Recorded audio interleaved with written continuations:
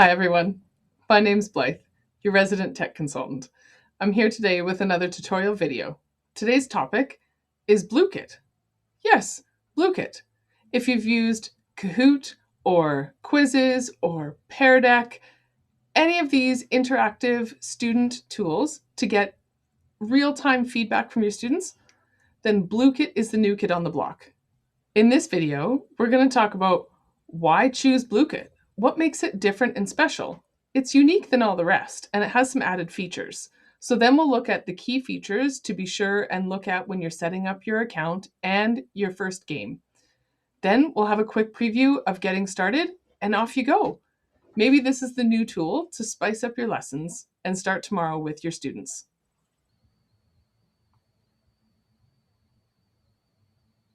So why might you want to invest in a new student engagement tool? Well, here's the highlights.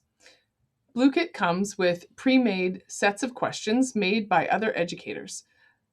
Or you can create your own set. Then you can determine the length that the question stays up, and you can put in the answer key. Make it curricular connected for that retrieval practice or that asynchronous practice that students need over and over again. If you choose to discover a set of pre-made questions, you can quickly browse through the options of those most recently searched, or you can search for your own. When you go to search, you can search by subject matter and call up many different question sets ready to go. Once you find a question set that works for you, you can either host the game or you can post it as a solo assignment. In that way, kids can do it as homework on their own time, and then you can see the stats. We'll check that out in just a bit. For every Blooket game, whether it's hosted or solo, you get to choose a game mode.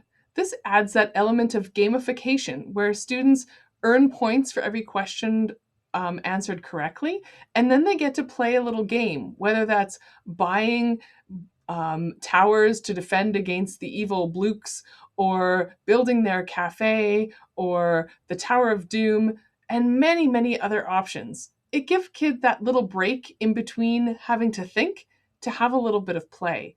And I found when I was trying it out, and I have to say I did get into it, I wanted to keep playing. It kept my engagement going longer with that little break in between and the motivation to earn the points to play the game. I would have checked out much sooner without it. For each game, because they're all different on what you're trying to build or collect with your points, kids can get a little tutorial so they quickly know what they're working towards. You get to put in the answer key and kids get corrective feedback, so they know right away if their answer was incorrect or correct.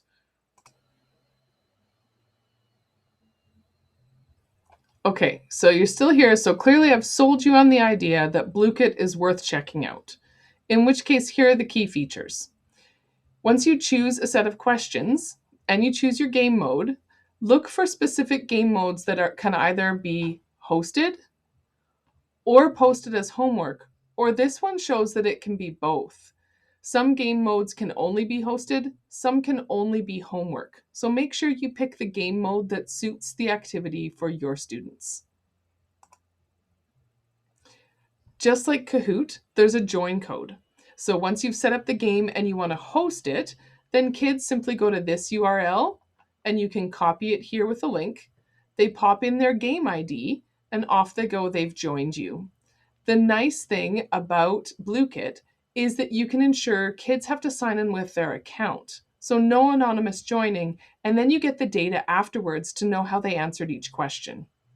When you choose to host a game, you get to decide how the game ends. In other words, the object can be that they play for a certain amount of time, and you decide what that is, or that they play until they get a certain amount of gold or points in the game for correct answers. After you pick what the object of the game is, either a time span or the amount of points earned, then you get these additional settings as well. Notice that late joiners can always add in. Students can use random names, not recommended unless you are prepared for silliness. And the option here I wanted to point out was to allow student accounts.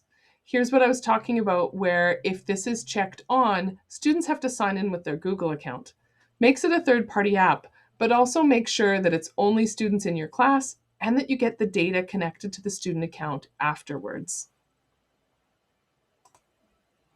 To access that student data afterwards, use your left-hand menu that looks like this and go all the way down to History. This will give you your most recent games that you've hosted. Then you can click on each one to get the stats for each student. Here's an example of what you would see. If you choose solo mode, then you can post the work for homework.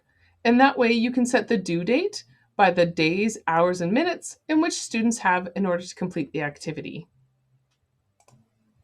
A couple other handy features to point out are in the settings. Click on the gear in the top right.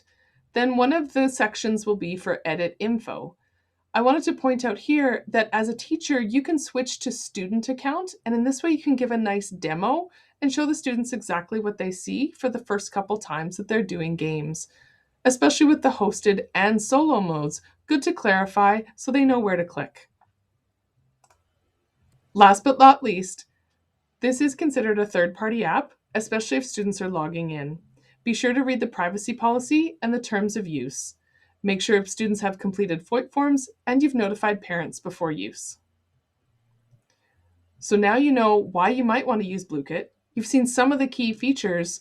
Are you ready to go check it out? Head on over to blooket.com. This is what you'll see when you get there. Click the login button. You can log in with your Google account, or as you can see, I'm already logged in. You land at your dashboard with your menu on the left, where you can get your My Sets of questions, any favorite question sets that you might have added with a star, or homework you've assigned to your students. Remember that History menu option is where you'll find your recently hosted games, so you can get all that info on how your students responded. Quick start by creating a set or discover a set that other teachers have already made. I can search by a topic.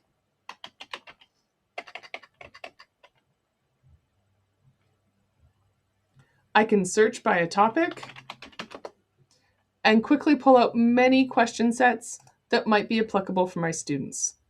I can preview the questions, even check the answer key. When I'm ready, either select host or solo, and off you go. Students put in their game code, and the fun begins. If you're looking for that extra option for student engagement with a little extra gamification motivation, this might be the option for you. If you're ready to check out Blooket and you're looking for more step-by-step how-to videos, check the blooket.com website. For more tutorial videos from the TIPS team, be sure to subscribe to our channel and of course check out our tips.epsb.ca website. We post weekly videos, so check back often, and we'd love to hear from you. Connect with one of your TIPS members. Thanks for watching.